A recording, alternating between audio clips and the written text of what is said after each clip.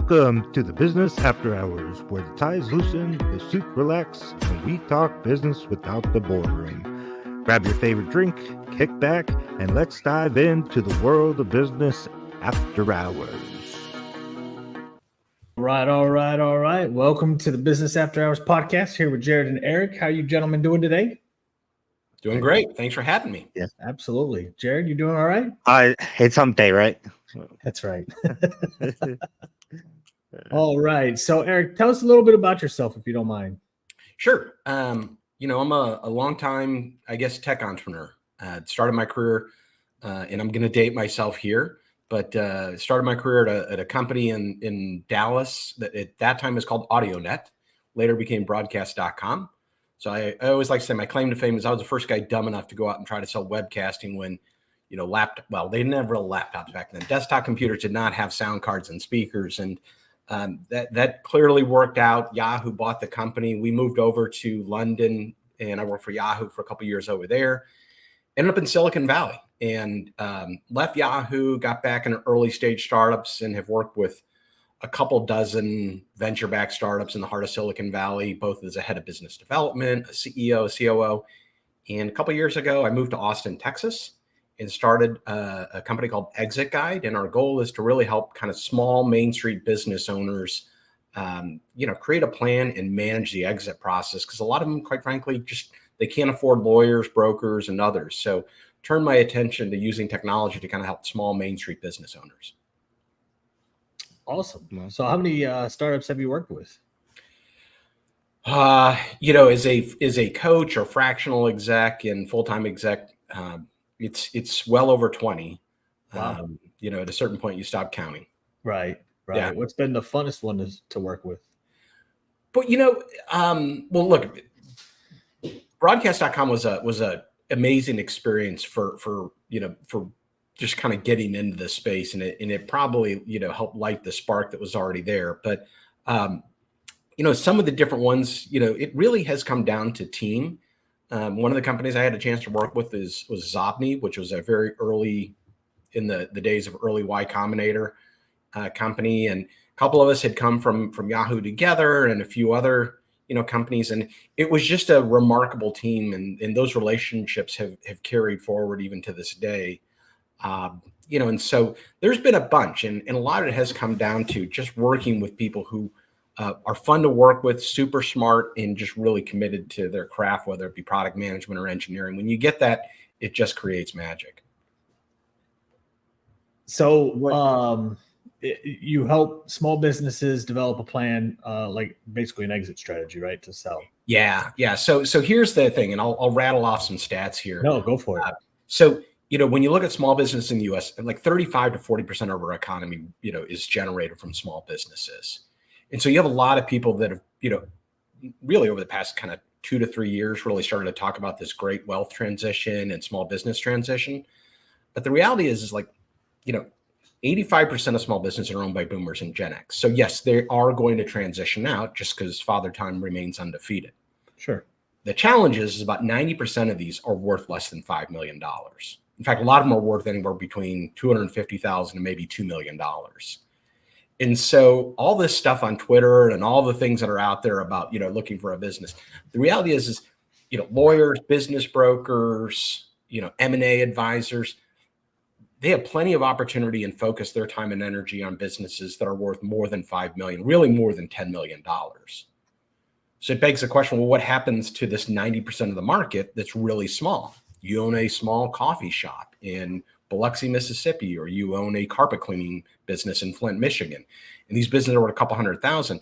Well, so what we're doing is we're taking the approach of, allowing a small business owner to go from, I have no idea what I'm doing, to creating an exit plan using our online dashboard. And then they can move into things where they get a business valuation, they're walked through what they need to do to prepare their business. And the reason one of the reasons we do is failure rate's super, super high because they don't have any expert support. So we're trying to solve that. In many ways, we're trying to do what LegalZoom did for business formation or TurboTax did for tax preparation. We're trying to really empower this mass market of the little guy and gal with, here's the kind of the roadmap that you need to follow to do it yourself. And if you want to engage some experts, you can. So when looking at exiting as a business, like when do you recommend is a good time to start thinking about that exit? It's a great question, Jared. And ideally, it's like retirement. You want to think about this well in advance. You don't want to be the guy that walks into an office and says to a financial advisor, "Hey, I want to retire in 2 years. What should I be doing?" No, not everybody does that, and that's okay. I mean, life and the responsibility of running a small business, can be very time consuming. So, practically speaking, I'd like to say a year, maybe 6 months, if you can. What we see is a lot of times people come in and they're like, "I'm ready to exit now," and that may be a bit of an emotional response. But if you're wanting to exit, you're going to need time to kind of prep the business. And I always use the home analogy. You don't wake up on a Saturday morning and say, let's sell the house and stick a sign in the front yard. You do what anyone would do. You go around, you make some repairs, you touch up the paint, you look at other houses that have sold in your local neighborhood, get a sense of what it's worth. And then after you've done all that stuff, you stick the sign in the front yard. So think about your business in the same way. You want to do this a couple of months in advance so you can kind of take a look at things and say, okay, how owner dependent is this? What are the things that I need to address and maybe clean up in my financial reports and records? So, 6 months to a year is probably the practical answer. Or it should be longer though. That's fair. So how do you deal with those business owners that have been, owning the company for, 20, 30 years and struggling to let go of it? That the emotional aspect of this is I think oftentimes overlooked. And, that is something that people get so wrapped up in running the business and then trying to prepare the business that what we really try to encourage them to do is create a plan for what you're going to do after this transaction closes. Now, yes, there'll be some form of a transition period, but what you want to see is having a plan for life after this. And that may be mentoring other people in the local community, but really the big thing is to have something to look forward to so that you're not kind of caught in this kind of paralysis of, well, if I sell the business, I'm not sure what I'm going to go do. And then you kind of procrastinate and nothing really happens. Yeah, that's fair. Now, how do you deal with, obviously when you have a business, it's like a baby. So you have a lot of emotional attachment to it, a lot of sentimental value. How do you separate the sentimental value to like actual like value? Because everybody, whether it's your house, because you brought up the house, everybody thinks their house is worth more than what it really is. Their cars are worth more than what it is. Obviously, business is probably going to be along the same lines. Yeah, you need to get a valuation, and we provide that. So when someone comes to our site, when they come to exitguide.com, they start with what we refer to as a sale readiness score. And it's really just a series of questions that assess how ready the business is to go to market. And then from there, you can buy an exit plan. It's $500, and that'll include a market-based valuation. Now, we don't have to go in depth, but there's different ways to value a business. Most small businesses, don't need an advanced couple $1,000 valuation. They need something that is at least using their financial reports. And that's going to set the price, and it's going to compare your business financials to others that have moved through the transaction. Not a perfect science, but it's what's generally accepted. So you need to have an objective, I'll say analysis or approach to what the business is worth. And that's why we say, do this in advance. If there's a difference and you think it's worth more than what the report says, you have two choices. One is you can go out and try to sell it for the price you want. It probably won't turn out, or give yourself the time to make the changes to increase the value of the business. And so planning ahead is really, back to that house analogy, if you've overlooked that, hole in the wall, the dirty carpet, the faded paint, the weeds in the backyard, because you've just been too busy to take care of the house, you're going to have to get in there and do some work and maybe bring in some resources to help you clean things up so it gets to that valuation. So having some form of evaluation is essential. Do you deal mostly with folks that are trying to leave like permanently, like a retirement, or do you also work with people that also, let's say their goal is to sell to a large company so that that's their exit plan, is that they want to sell for, get bought out by a big company, maybe start another one. Do you work with both of those, or are you mostly just kind of towards the retirement? Well, so that it's really interesting. When I started this, I wondered, and I come from a world of venture-backed tech startups, and that's where you always are thinking about, well, can I sell this thing for $1 billion? Right. Our businesses are not tech; they are service-based businesses. This is auto body shops. This is massage clinics and other things of that nature. Just the stuff you see day to day. Our customers are the trucks you see driving around. It's the stores you pass that are in the strip mall. And, I would say if you look at the thousands of businesses that we've worked with, most of them are over the age of 50. And generally speaking, they are looking to pass this off. And, retirement's a funny thing these days. I don't think that they're looking to sit on the beach, but they realize that they can no longer commit the time and energy into the business that's needed.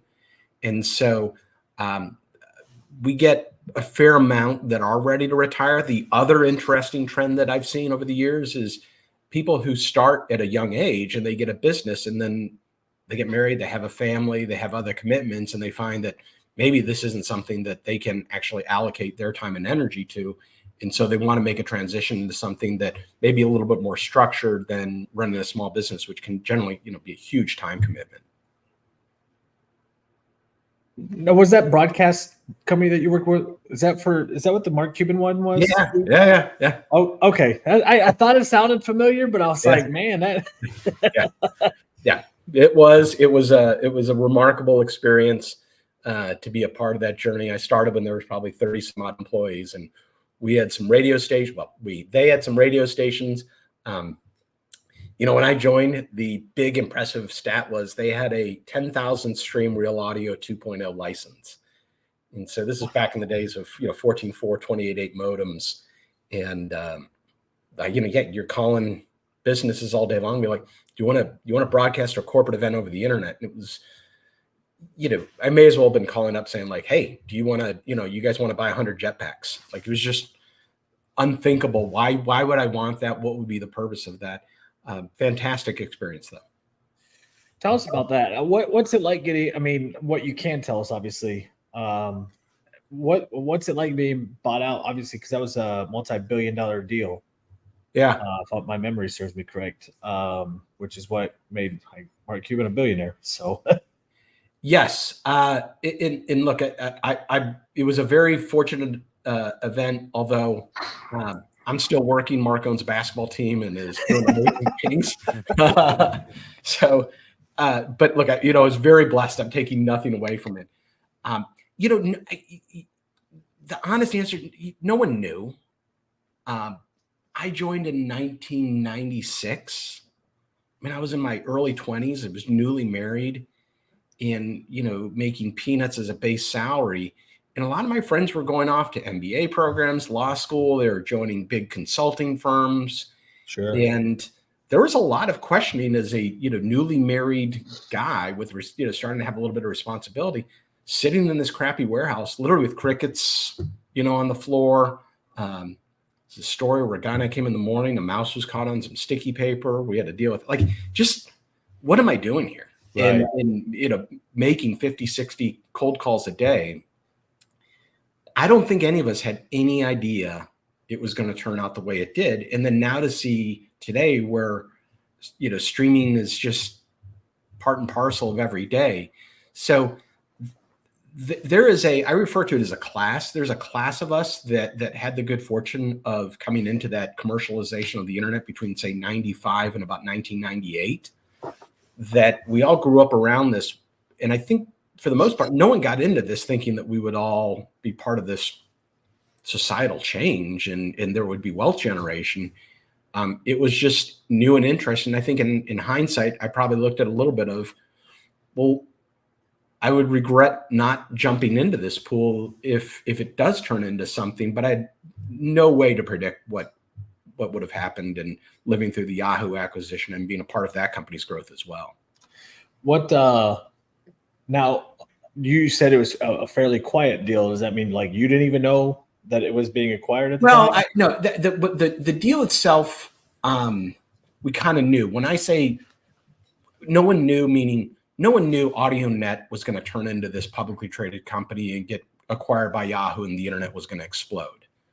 So, things that I did, to kind of hustle my way through was just, you're out there pitching something and believing in it, but you don't realize that it's going to become, this explosion. It's going to really change society. When Yahoo came in, it was reasonably known that we were going through this, but the big, tech buyouts and, the IPOs, that none of that had happened yet. And Right. so I don't think most of us, at least I wasn't, I can't imagine anybody that I knew back then was prepared for this. I mean, it really was. It was a crazy journey to then, see your company go public, and what does that mean? And stock options. I mean, I was handed options at age, 24, 25. I didn't know anybody. And I was in Dallas too. It wasn't probably even that mainstream in Silicon Valley, much less in Dallas. Right. You just go to work every day trying to sell stuff and make your quota. How big was the company at that time? When I joined, it was, I don't know, 30 or 40. When we were acquired, it was, I think, probably around 350 employees. Oh, it was that. Okay, it was fairly large then. And then Make it seem like when Mark talks about it, it seems like it's he almost seems like it's a small company. Well, we grew and we had offices and we were generating revenue. I mean, the company had gone public. It did start with, something small, to his point, but, Yahoo had, I think, less than just under 3,000 employees at the time when we were acquired. And Yahoo was still kind of getting its legs. And I mean, it was becoming a bit of a darling, but it hadn't grown into where it peaked. No. Right. Yeah. Yeah, that had to have been wild. Now, how high up in the company were you at that time when it was acquired? Oh, I was a sales rep, and when we were acquired, I was very fortunate in that I was the highest generating sales rep at the company. And so I was given the opportunity to move over to London with my family and help launch broadcast in Europe. And so we lived in London for a couple of years, went over with one kid, came back with two, both mine. And in fact, just got back earlier this week. We moved and ended up in California, raised our kids there. But my daughter just graduated from university. She's been over there a couple of years in London and just had a chance to go back. Thank you. And for her graduation last Friday. And it's crazy just to walk past her old flat and see some of the things where we were and that she's graduating. So all this stuff is that, you get to London, I was going to places like Germany and Milan and Munich and Paris. And this was the early days of commercialization that had started to really take off in the US and starting to happen in Europe as well. So I had the chance to really see that happen in two different major economic markets, which was completely fascinating. Yeah. Now back to evaluating businesses. What's the number one mistake people make when evaluating their business, besides the emotional and sentimental values? I'm sure is up there at the top. Yeah. The biggest thing that I tell people is get your financials in order. It's garbage in, garbage out. So if you've been keeping your books and things aren't necessarily categorized correctly or they're not updated, you are lighting your money on fire by trying to determine what the value is, whether you pay us a few $100s or whether you're going out and trying to do this professionally. So the first thing that we tell them is, do you use a professional bookkeeper? When we do that kind of free sale readiness assessment, do you use a professional bookkeeper? Are your taxes up to date? And if the answer to that question is yes, you're in pretty good shape. So it's important to have that information up to date, accurate. Make sure, your general ledger, things are categorized. Are you capturing revenue correctly? Are your expenses and cost of goods sold captured correctly? That's the most important thing for the valuation. The second thing, which does happen, is, this is the difference of having lived through tech startups and been a part of transactions in that space and been an operating executive. Yes, venture capital and tech startups do operate with kind of the potential of the business. So if three of us go start a tech company, AI is the trend. So we go start a cool AI company. People are thinking that today this company might be worth either zero or a lot of money. So standard practice might be, okay, we're going to go raise a pre-seed round and someone's going to give us a valuation of $5 million. We haven't generated a dime of revenue. We haven't done much in terms of really building a product. And the reason for that is because that's not what the company is necessarily worth per se, but it's the structure that's needed to bring investment in and create a capital structure that will be suitable for this company being a big company, right? Worth 100 million, 500 million, whatever it may be. And if it doesn't, then it's just written off. It doesn't work that way with the small business. So if you had that carpet cleaning business in Flint, Michigan, and it's barely breaking even, but you see a lot of potential, that's not what a buyer is looking for. Sure. They are looking for something that today, sure, they want to be able to grow it. Maybe they want to be able to update things and modernize things and digitize it. But they want to know that this is a business with a good customer base. It's profitable, good customer reviews. You've got supplier relationships that are in place. So, that's the stuff that's kind of the most important thing when you're trying to exit the business is, do you have a business? Because it's really hard to sell potential. It's not a tech startup. So what do you do with the clients that come to you that their business isn't viable to sell? So that started with that was part of my premise. So I go back to these numbers, right? I was looking at them and saying, okay, if 90% of these businesses are too small to access people. So when I first started this, you talk to brokers or lawyers, and as they should, they have the mentality of, well, you can't make money off of these. They're not a great business. It's not viable. They're too small. And that is true if your income and your revenue model is based as a service provider who's going to charge a hourly rate and or a commission. Why would you work on a business that's worth 400 grand when you can help a business that's worth $10 million and take 5, 10, 15% of that transaction? The other is most business owners, they don't even know if they can sell their business. And if they can't, they do need an option. So when we talk about exit, it isn't always finding a buyer. 45% of the people who come through our platform already know who that buyer is. It's an employee, family member, business partner, or somebody in their local community. So, Jared, you and I know each other. We've been part of the Chamber of Commerce together, and you want to buy my business. So almost half are just not even looking for a buyer, but they don't know how to get through the transaction. There's a whole swath of that remaining 50 to 55% that are somewhere in between. The business is simply not going to be sellable to they've got a great business that could potentially find a buyer and have a transaction. The ones who struggle, they really have, two choices. One is, this is why we say start early. Okay, if the business isn't sellable, why not? And are there things you can do to get it to a point where it is sellable? Can we increase margins? Can we reduce owner dependency? Can we, make this business more appealing and attractive? But that's going to take, anywhere from, at a minimum, several months to, if not 1 to 2 years. The other is you might have to do an asset purchase or an asset sale. And, that still can be a decent outcome. If you can pay off all of your liabilities that you need to and still have money left over, you get to keep it.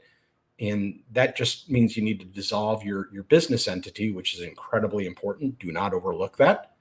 And so exits mean different things to different people. And yes, it'd be great to, trumpet on Twitter and all these other things that you had this successful transaction. That's just like a very small percentage of what realistically happens. And so if you can't sell it, you've got options. And we don't want to leave anybody hanging.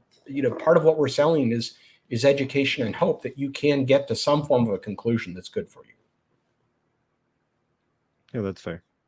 How do you evaluate based on I guess a pipe dream is what it sounded like on what it could be. How do you evaluate something like that? You really can't.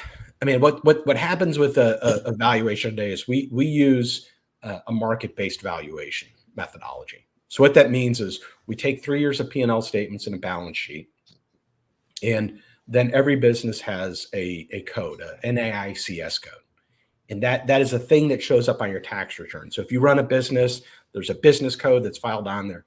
And so we're using your financial reports and that NAICS code and say, okay, using third-party data, show me businesses in this NAICS code so that have sold over the past 3 to 5 years. And so that's what you're using to just kind of normalize the data and establish a multiple off of revenue or EBITDA. And so we take a couple different things and you do that. If you don't have a profitable business, then the best thing you can do is probably run an asset-based valuation. And that really is just using the balance sheet to say, okay, what are my assets? How much is that worth? What are the liabilities? What is that total? Subtract the liabilities from the assets, and then you come up with a number that's hopefully positive. If it's barely positive or negative, you don't have anything to sell unless it's, I can't think of a circumstance unless it's very unusual and rare. Right. And how often are like a startup that sells for future value, I guess, essentially what's the success rate on that even? You mean like with the kind of tech startup, venture-backed startup? It's a different world. I mean, I having spent 20 some odd years in that industry, it's not always rational. I mean, it's the honest answer. And look, sure. I can say as a true Valley insider who came up, through Yahoo, and I lived in Menlo Park right by Stanford and, Sand Hill Road and all that. It doesn't always make sense. And so, and I don't mean that in a negative sense that there's a tremendous amount of smart people that are out there. Someone is generally looking at the business value that is brought into the acquiring entity. So, yes, there's really two ways to look at it, one is to say, okay, I'm going to take a multiple of EBITDA or revenue to value this company. So a lot of people like to say, which has changed quite a bit, software companies trade at 8 to 10x, EBITDA. That's shifted. The market is not quite there yet.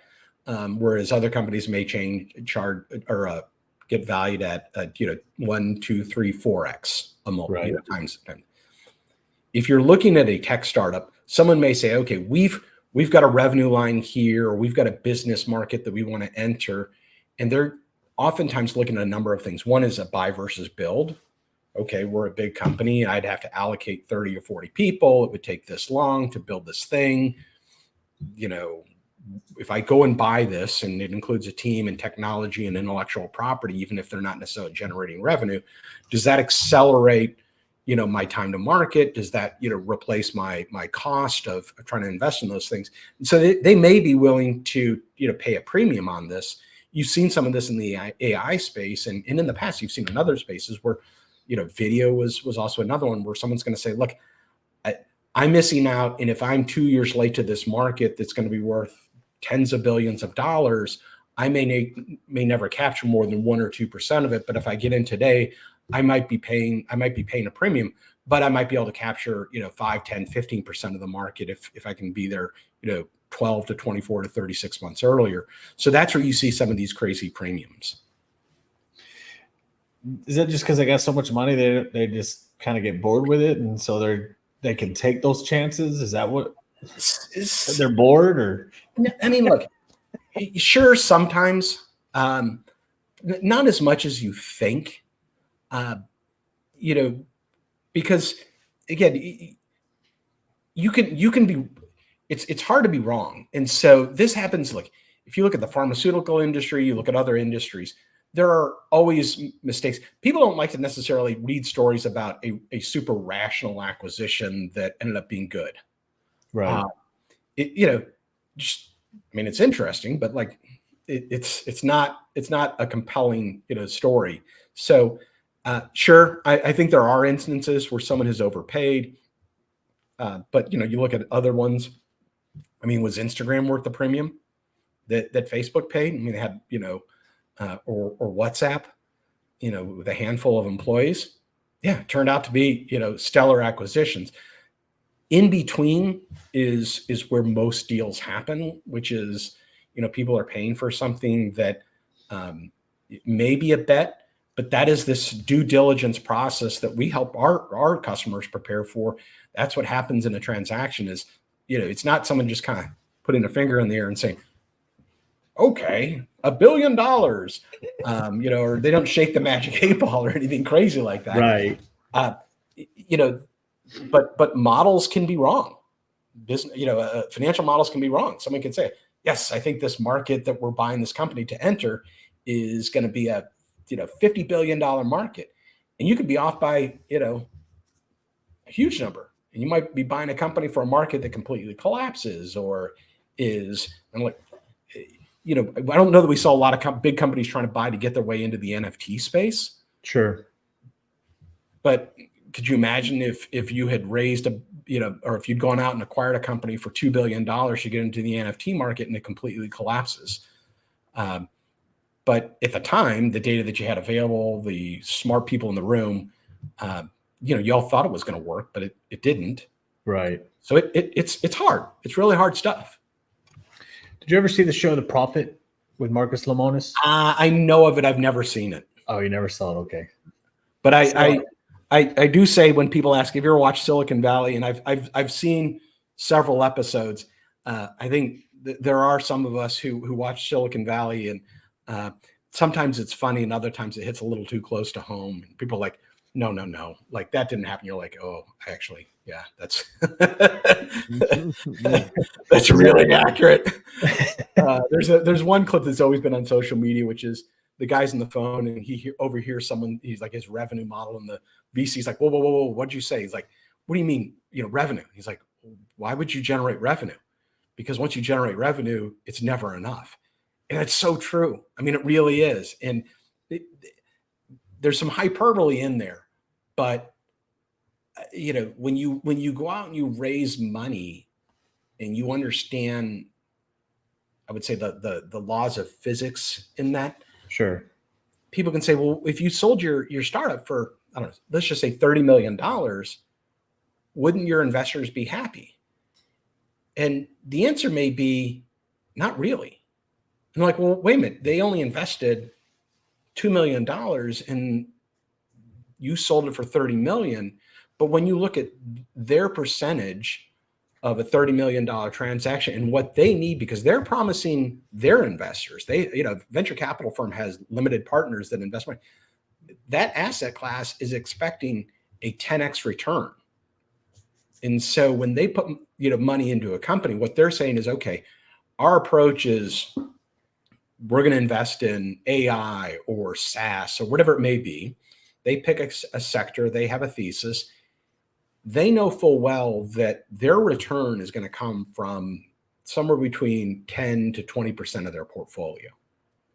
And so what they're trying to do is they're trying to say, like, how do I know as quickly as possible which of the companies in our portfolio, let's just call it 40 companies, for this round of investment is going to get me my greatest return so I can double down and put more money into that company, and conversely, not put money into the people who are not going to achieve that type of return.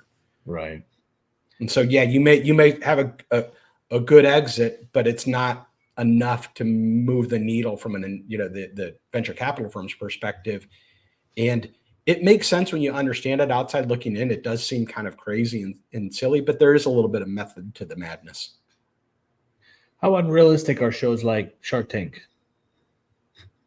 Because they say like roughly about 50% of the deals fall through after the fact, just through not being transparent enough. They don't end up liking the books, whatever the case may be. But how realistic are the valuations that they appear to be portraying, at least especially from the investor side of the point?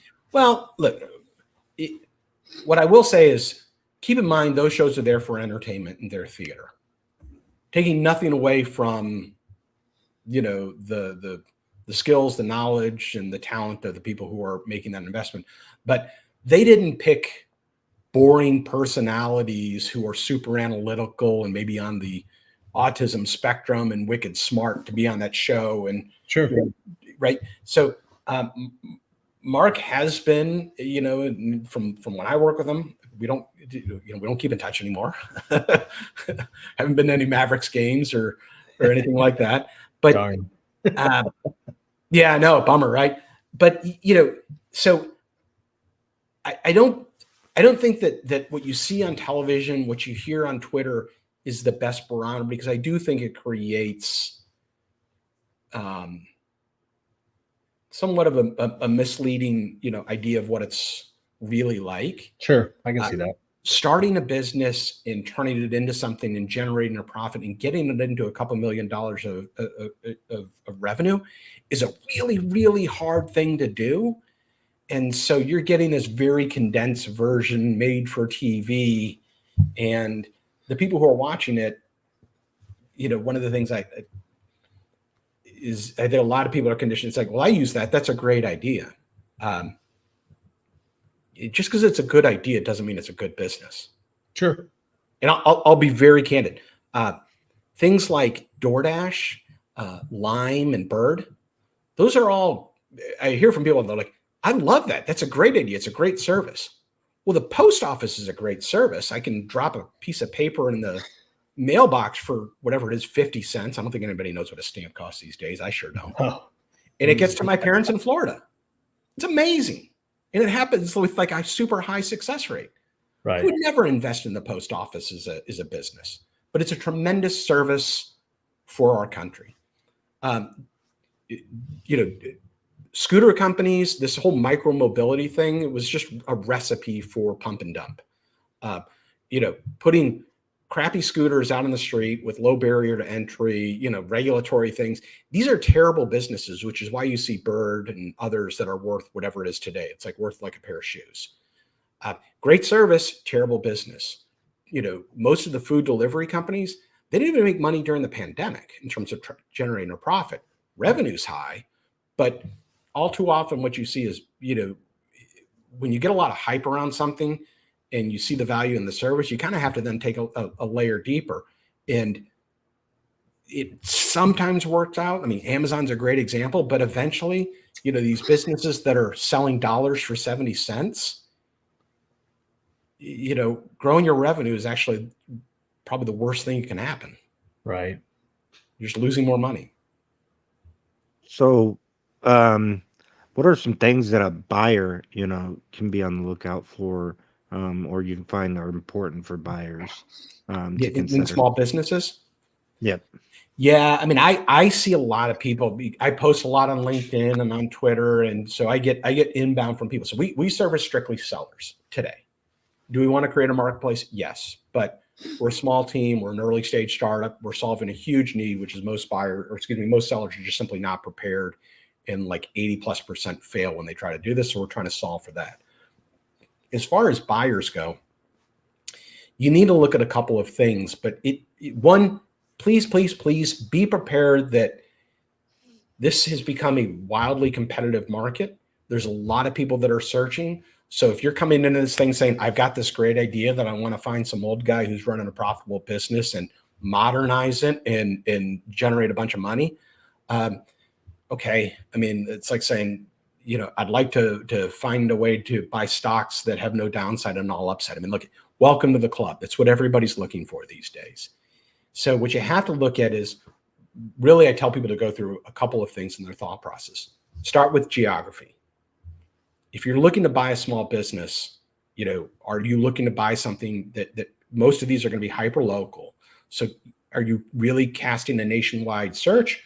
Or, if you're married and you live in San Antonio and you've got a kid in school, it doesn't matter if you find this amazing, small manufacturing company in Cincinnati if your family is not prepared to move. So on geography, it sounds simple, but it's sometimes it's overlooked. Two is you got to get specific.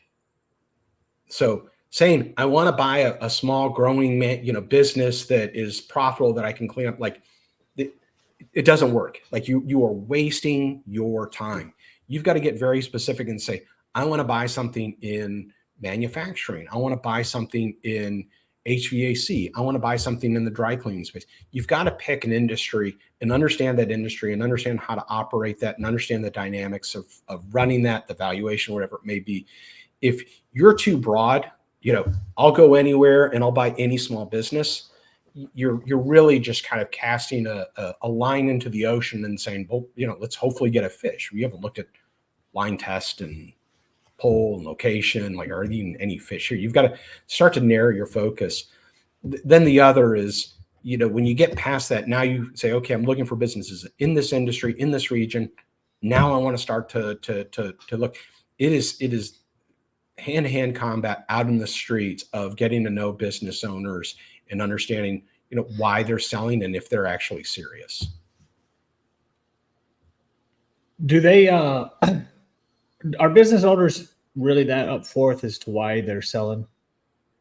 Some are. I mean, you got to keep in mind, there's millions and millions of them that are out there. Most small business owners are very oversubscribed in terms of their time. Running a business is very time consuming, especially if you're managing employees, and then you throw life into the mix. And so I would say, for the most part, it's an area where, and again, I'm not denigrating anything in corporate America, sure, but they don't suffer fools very well. They don't want to spend a ton of time for you to kick the tires or ask a bunch of stupid questions that demonstrate you haven't done your homework. And so, what they want to know is if you come in and say, hey, Mr. Business Owner, here's what I'm looking for. The first thing you want to be able to tell them is like, yes, I actually have a way to finance this transaction. So this is, responsibility on the both sides. The seller needs to do a lot in terms of preparing their business to take it to market. The buyer needs to come in. And if you say, well, yeah, I'd pay $3 million for this business. Now let me go work on getting financing. Someone else may come in behind them and say, I'm ready to go today. I'll do this for $2.5 million. And I want to get this transaction done in the next 45 days. So, as a buyer, you've got to be ready to move. And it may take you months to find that business, but you've got to be ready to move and kind of write that check. And so business owners, especially because of the market hype that's been around this, they get a lot of calls from a lot of people all day long if they've got a pretty good business that's worth buying. So you've got to show that you're serious and you're prepared. It's good. It's good. Jared, you got anything? I guess, never mind. Yeah, I had something there, but it went out the window. Sorry. It gets worse as you age, dude. I hate when that happens.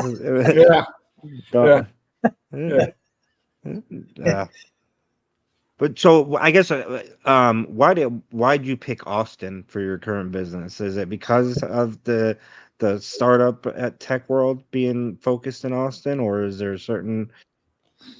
Yeah, it was a personal decision. So we lived in California for almost 18 years, raised our kids there. They were not going to come back. So I've got one in London, one in Denver.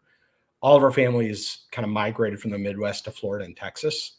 And we were sitting there the other end of the country with aging parents and family that was difficult to see because of just distance. And when our kids were not, in California anymore, my wife and I just said, where do you want to go? And we looked at all the usual suspects. Austin, we'd lived in Dallas for a long time. We knew Texas. We knew, people here in Austin. So it just felt like it was a good spot for us to go. So it was almost exclusively a personal decision. Some of that, yes. I mean, it has a startup friendly ecosystem here. There is venture capital here. It pales in comparison. I love Austin, taking nothing away from it. But, in terms of the market opportunity, the investment dollars, the talent pool, the Bay Area is still whatever 20x what Austin is today. But we wanted to be somewhere that was a lot closer to family, a little bit more affordable, and just kind of a little different lifestyles. So we picked Austin for a lot of the attributes above and beyond just the business climate, which is great. Absolutely. Yeah, that That's if anybody has a startup that will make Austin 78 and no Cuban, I'm going to write a check faster than you can imagine. Right. Yeah. I mean, we lived in Dallas too. Still hot. But you come back and you're like, I knew, and then it gets you and you're like, oh my God, like, yeah. I didn't know. Yeah. Like I remember it, but I don't remember it. Right. Yeah. Yeah. So how I guess difficult or how challenging is it to seek venture capital? We deal with a lot of startups, and they think a lot of these small businesses think that money's just out here flowing. Yeah. Yeah. Am I allowed to swear on your podcast? Oh, of course. Absolutely. Of course. Okay. Yeah. Is a kind of salty, slightly jaded, seasoned entrepreneur and startup guy. I've learned to bite my tongue unless asked. But when somebody comes in and says, we're doing this thing and we're probably going to go raise $3 million, I just kind of smile and nod. The first bit of advice when someone says, I'm doing this startup and we want to go raise money and what should I expect? And I mean this to be helpful.